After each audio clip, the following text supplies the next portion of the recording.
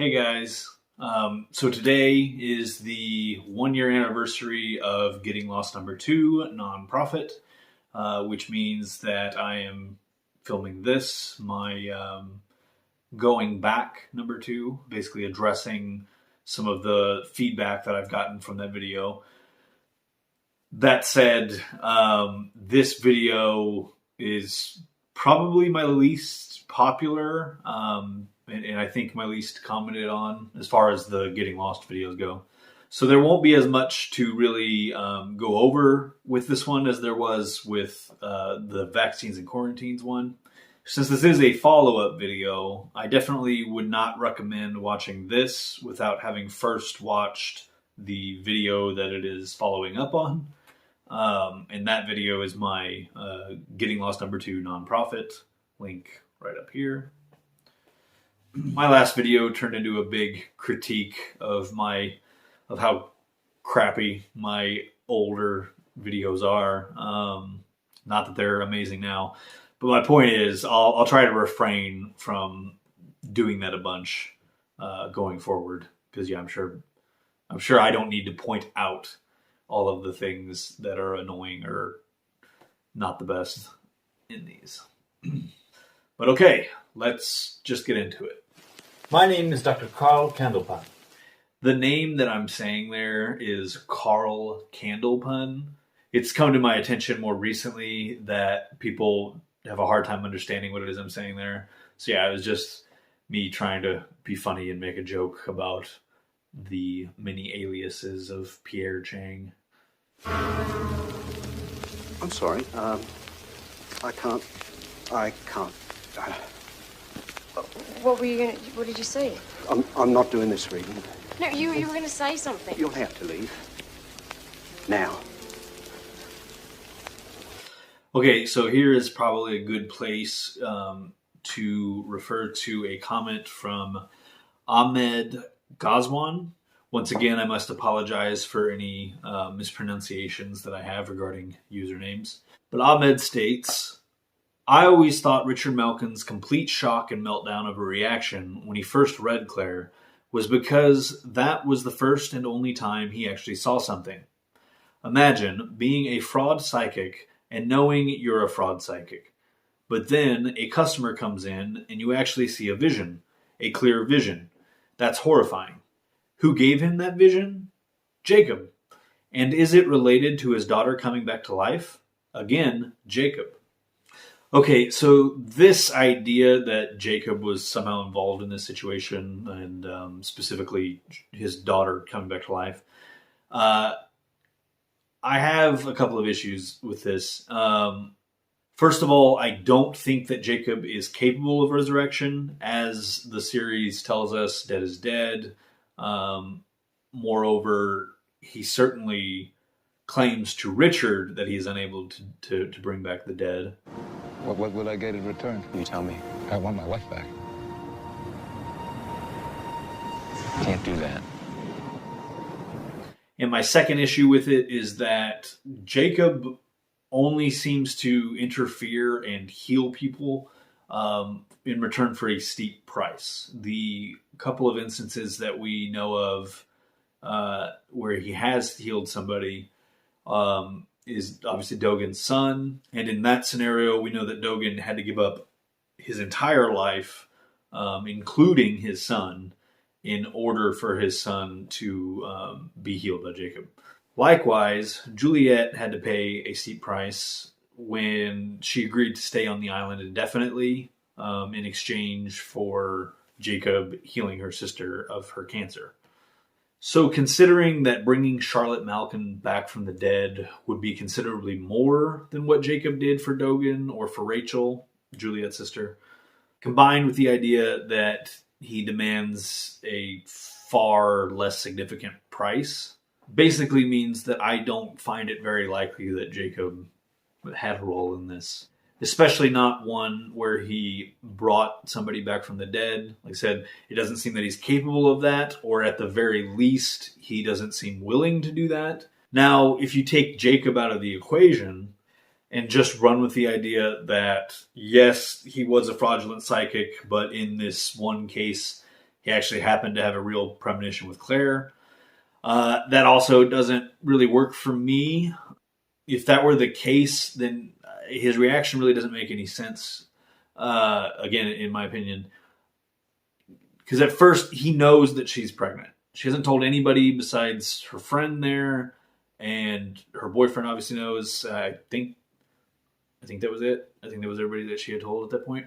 And yeah, he knew that, and he didn't react in a way that like, oh wow, I'm knowing stuff when I'm normally a fraud. I'm suddenly knowing stuff.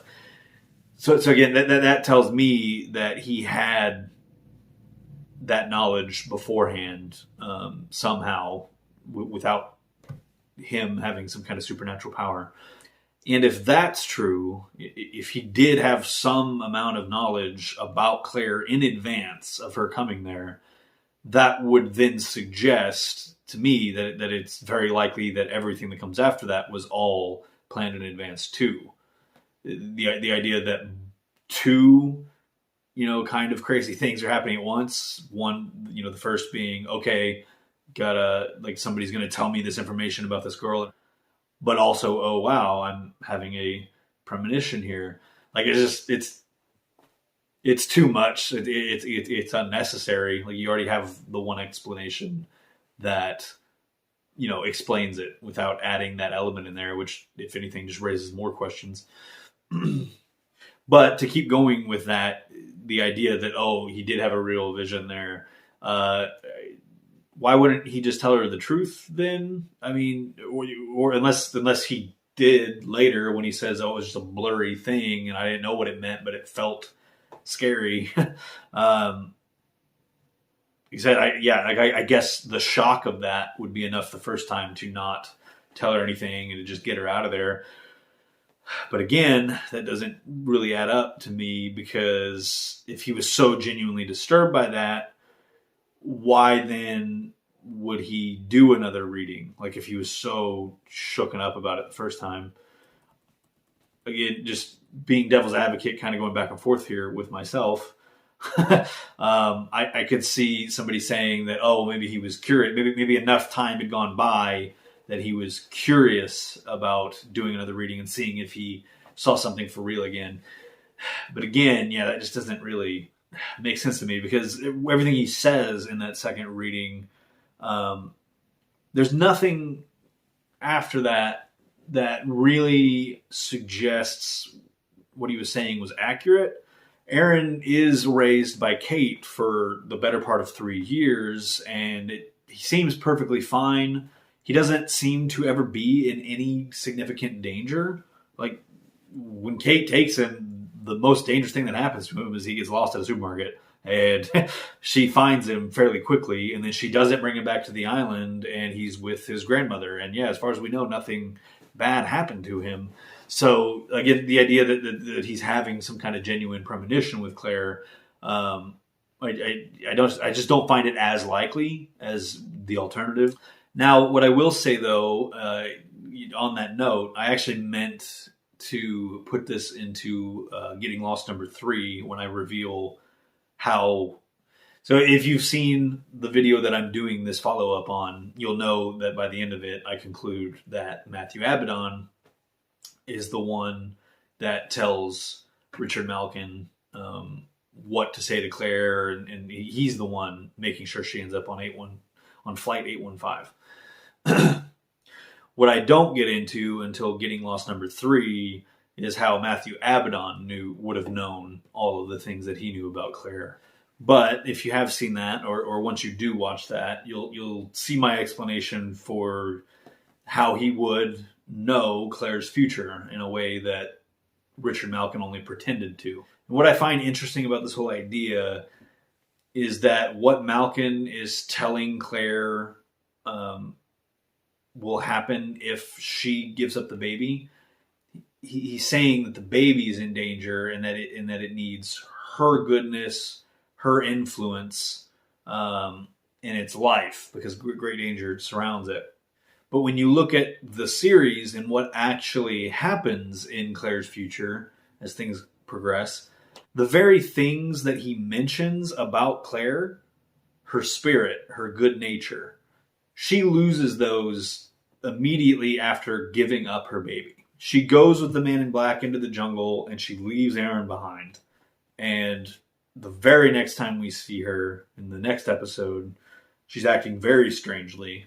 And then in season 6, we find out why that is. And that's that she has become infected or claimed or influenced by the man in black. And we see that she doesn't have that spirit anymore. She doesn't have that good nature. She has been corrupted by this entity. And it's only after she agrees to go with Kate and go back to her child that we really get the sense that she is on her way to reclaiming those things that she's lost. So my point with all of that is that if Matthew Abaddon knew Claire's future, and again, if you've watched Getting Lost number 3, you'll know that I believe he did, then he might have gone to Richard Malkin and told him what to say in order to get her to get on this plane and make sure that things happen the way that they happen. And it makes sense to me that he actually would have told Malkin to tell her the truth about what will happen to her if she gives up the baby, which we know she will at some point. However, Malkin, maybe for the purposes of theatrics, given that that is his profession, and maybe he thinks that he can read people better, and he thinks that she'll be more convinced if he makes it about the baby.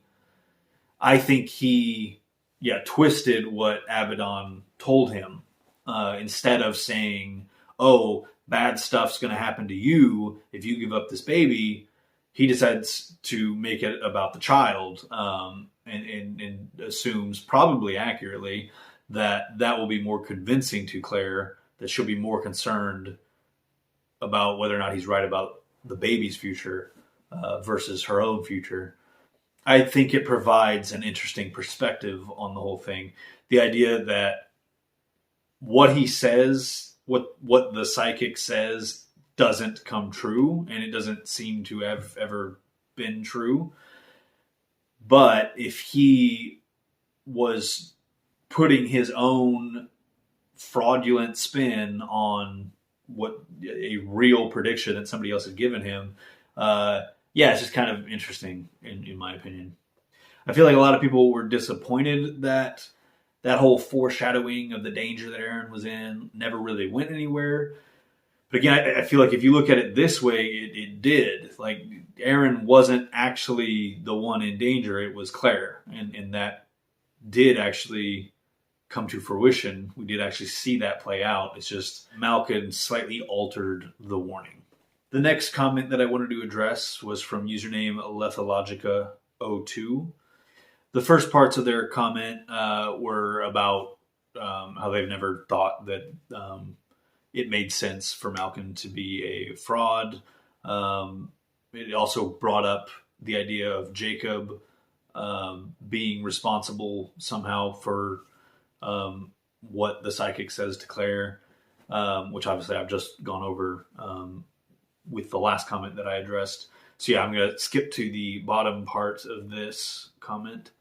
It still doesn't explain why Ghost Charlie thinks Jack shouldn't raise Aaron. But it is possible that Ghost Charlie's message is completely unrelated to Malkin's warning. Charlie just wants Jack to rescue Claire. Okay, so this is one of those situations where I have to give the lame response that I'm going to address the bulk of this in a future video. I plan on doing a video of all of the off-island apparitions that we see, and why I think they said what they said, and what their purpose was in appearing to Hurley, or it's usually Hurley, but Jack sees his dad briefly. I'm going to go into that in a future video where I can present the full case and all the evidence, go over all of the facts and whatnot. But for now, regarding this, I will say that I think the message that Hurley gives to Jack in that episode, where he's like, okay, I wrote down what Charlie told me to say so that I wouldn't mess it up. And then he reads, "You're not supposed to raise him, Jack." obviously, Jack interprets that to mean Aaron because he is now living with Kate and raising Aaron. And I do think that is who it's referring to. I know that there's other theories out there, which, if I remember correctly, Lethologico too mentioned the idea that Charlie was referring to Locke and like, oh, you're not supposed to raise him. I don't think that's what he's talking about, because obviously nobody raises Locke from the dead. Nobody even tries to raise Locke from the dead. Everybody that thinks he came back from the dead is surprised to find that is the case. So that's not where I'm going with that. I think the message Hurley reads is meant to refer to Aaron. But I think that is more about eliciting a response from Jack. That message is meant to bring up the feelings of guilt that Jack has about leaving so many of the other survivors behind after he told them all he could get them off the island. Especially Claire, who he later found out was his sister. He left his own sister behind, and that's why he didn't want anything to do with Aaron for, a while after he found that out. But because he loved Kate, he decided, to push past that. And yeah, he's living a fairly happy life at this point when Hurley reads that message, and it brings that up to the surface, that guilt, and it starts him down the path that we see him go down. Where, so what's the first thing he does after that guilt comes back up? He's trying so hard to convince himself that no, this is okay, this is right, I'm happy. There's nothing wrong here. I'm very happy with where I'm at. So he goes, he gets a ring, he proposes to Kate that very night. And then we even see, he hugs her and he gets that look on his face. And you just can tell he's lying to himself. And what's the next thing that we see happen to Jack? He has a more vivid vision of his father, briefly. Now, yes, earlier in that episode, before he goes to see Hurley, he did kind of have a moment where he thinks he sees his dad in the lobby. And to me, that's meant to show us that guilt is there, that it's right under the surface, but it's not completely rearing its head yet. It's only after Hurley delivers that message that Jack pretty much undeniably sees his father. He hears him say his name, and he's staring, and he's there. Which, yeah, of course, sends him on the path of drinking and being addicted to drugs and pushing Kate away. And then once Locke comes and sees him, of course, when Locke says, oh, your father says hello, that's what gets Jack to start buying plane tickets, to feel like they weren't supposed to leave. He remembers seeing his dad in the jungle. Now he's getting this message from Hurley when Hurley had no idea that Jack was even raising Aaron. He's getting this message that seems to be from the grave. And then seeing what appears to be his dead father's ghost. All of that is a really long-winded way of saying that I don't think Charlie was telling Hurley to tell Jack, you're not supposed to raise him, because of what Malcolm said, which is that the child is in danger if Claire's not the one raising it. That Claire's the one that is meant to raise this kid for Aaron's own sake. I don't think that's the case at all. I think the message that Jack gets is meant to push him down that path and get him back to the island. This morning, I took $16,000 from a couple in Los Angeles to scare a pregnant girl into getting on a plane so she would sign her baby over to them for adoption. Now, it's unclear whether or not this exchange should be considered canon. So just to clarify on this, I am personally in the camp that does not consider that clip canon. I am of the opinion that if it was cut out of the show, then it is not canon. That said, that gets a little tricky because you have things like the missing pieces and then the epilogue to the series, which I do consider canon. I guess what the difference there is that those were never written to be in the show. I do know that there is one missing piece episode that was a deleted scene, but this is getting too complicated. Basically, I think if something was released as its own thing and not as like, oh, here's a deleted scene that we thought about putting in, or hey, like here's an alternate take of this conversation.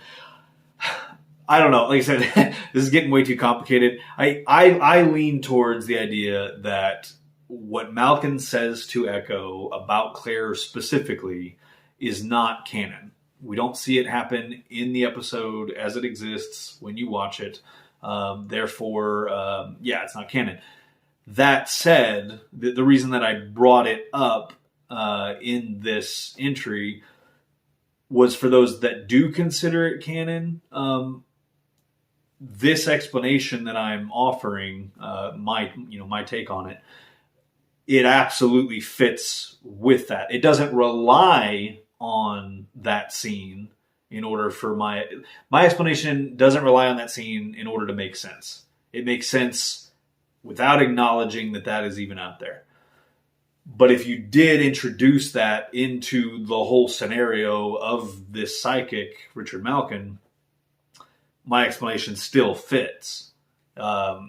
Anyways, I just felt the need to explain why, like I wasn't bringing that deleted scene into it as proof of anything. I was merely trying to show that this explanation fits regardless of whether or not you think that that's canon. Either way, in my opinion, this explanation fits. In my opinion, this makes Matthew Abaddon the perfect answer to our mystery. He paid Malkin and told him what to say and do in order to ensure Claire ended up on Flight 815. Now, here's probably a good place to try and clarify something that I've tried to be clear on in the past and will probably continue trying to make clear in the future. And that's that these videos, they're just sharing what my conclusions are. As you can hopefully tell, I put a lot of thought and even research into my theories and explanations. And I think I can safely say that so far, none of them can be outright disproven by pointing to a fact that we see happen on screen, that we know happen for sure. There's nothing you could point to and say, okay, see, this shows you that you're wrong.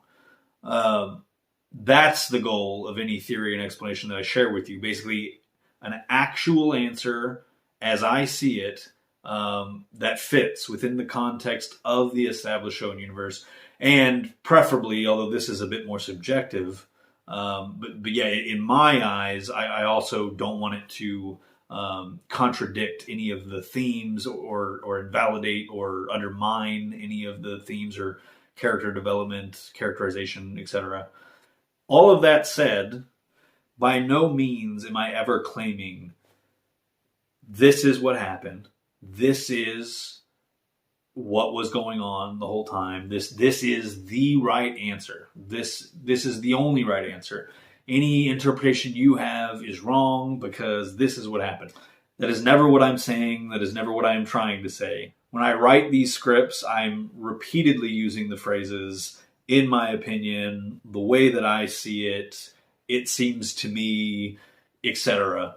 Because the last thing I want you guys to think I'm saying is that this is right. And I am completely closed off to other possibilities. I'm completely closed off to the idea that there's a better answer out there. These videos are meant to encourage people discussing, different ideas about this stuff. And that's how my theories have become as fleshed out as they now are. Going all the way back to when the show was airing, so we're talking like 15 years ago, there have always been people that I could talk to about what they thought was going on in the show and what they thought made sense versus what I thought made sense. And yeah, I've had plenty of ideas that I thought were good, and then it's like, oh, well, no, wait, that doesn't work because of this. And oh, no, wait, that's actually a better explanation of what was going on than what I had. So yeah, it's this discussion of, in the sharing of different perspectives that makes us better. Again, I've talked about this before. I'm talking about a TV show, Lost. But that's how it works in real life too. We live in a world right now where people are so closed off to other perspectives. They just vilify anything that contradicts what they think is right. And to even acknowledge the possibility that there could be some valid reasoning behind a conflicting perspective, it seems like it's discouraged somehow. But before venturing too far off of, what we're here to talk about, and that being Lost, the vast majority of you guys that comment on these videos are the type of people that seem absolutely willing to engage in this and that don't claim that they have the right answer about things that aren't proven. That said, there have been a couple of people that have commented things where they're saying, no, you're wrong because of this. And then they point to a thing that is not a fact, but they present it as a fact. And they use language that definitely indicates that they're certain they're right. And any counterpoint that you can provide to them will be dismissed as just wrong.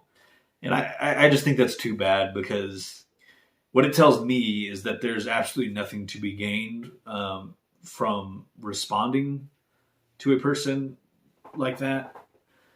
They're so convinced of what they're saying, and so unwilling and unopen to hearing conflicting perspectives, that I would be wasting my time and their time by responding to what they have to say. Now, that is a trap I still fall into. There will be times when somebody comments something that they're stating, oh, I know this for a fact. And I'm like, well, I actually have something that will show you that you don't know that for a fact. It's almost never something where I'm like, oh, well, I have something that will show you I'm definitely right. I almost never have that. But I do often have something that's like, okay, well, here's why what you're saying isn't a definitive truth. And so I'll get excited about having that and be like, oh, well, I can show this person, like, there are still other possibilities. And then, of course, the response is just like, nope, you're wrong about that. And it's just like, why did I bother even talking to this person? Anyways, another really long tangent. What I was trying to say at the start of all of that is that I don't ever want to be perceived as that type of person. I will never intentionally refer to something as fact unless we have seen it occur on screen. And while the answers and explanations that I am presenting in these videos are absolutely the ones that I believe are the most likely and make the most sense, I'm not saying that you have to feel that way too. If another explanation works better for you and makes more sense to you, and it doesn't contradict anything that we actually see happen in the show, then I'll never tell you that you're wrong, and you shouldn't let anybody else tell you that you're wrong. I will debate you. I'm happy to debate you. That is part of the interaction where we strengthen our ideas. If you challenge my idea, I am then put in the position of having to defend it, and thus I can see if it passes that test. If it holds up to your scrutiny, or at least if I feel that it holds up to your scrutiny, then I can feel good about it. If it doesn't, or if there's ways to strengthen and improve it, then great. Again, there's no losing there. Either way, I can either abandon a bad idea or strengthen a good one. So taking all of that and finally circling back to this video, I absolutely feel like the Matthew Abaddon explanation makes the most sense. Now, that is just my opinion, and that is subjective, and I am not saying that I'm right and anybody else is wrong, but I will say that that conclusion is based on the following facts. First, Matthew Abaddon has demonstrated a knowledge of the future. You know what you need, Mr. Locke? You need to go on a walkabout. When you're ready, Mr. Locke, you'll listen to what I'm saying. Second, Matthew Abaddon tells John that he gets people to where they need to get to. I help people get to where they need to get to, John. Third, Matthew Abaddon has the resources, or at least the access to the resources, that would be necessary to pay Claire to get on that plane. He was working for Charles Widmore. He's extremely dangerous. No! So while there are other explanations, like Jacob, or he was a fraud but had a genuine vision, I am not saying that you are definitively wrong. There is nothing that disproves for a fact that those explanations don't make sense. Or other ones that I obviously haven't addressed here. I'm just saying, I personally don't feel any of those are as supported by facts as this one is. But again, that is just how I see it. But okay, somehow I managed to turn this video with so little feedback into a long follow-up video where I just am rambling. And I do apologize. If you're still here, I don't know why. This is a perfect example of why I normally use a script. Keeps me on topic and to the point. But yeah, Getting Lost number 3, Two Birds, One Window, which was all about Matthew Abaddon and how I believe he knew what he knew and why Charles Widmore trusted him to the degree to which he did. That video came out on April 24th of last year. So yes, again, assuming everything goes well, April 24th of this year should be when you see that follow-up video. So I will see you in just a few short weeks for that. And Getting Lost number 14, which will be all about the date of the purge, whether it was 1987 or 1992. That should be out in between now and the next follow-up video. So yeah, look out for that in the next couple of weeks. But okay, hopefully I'll see you guys next time.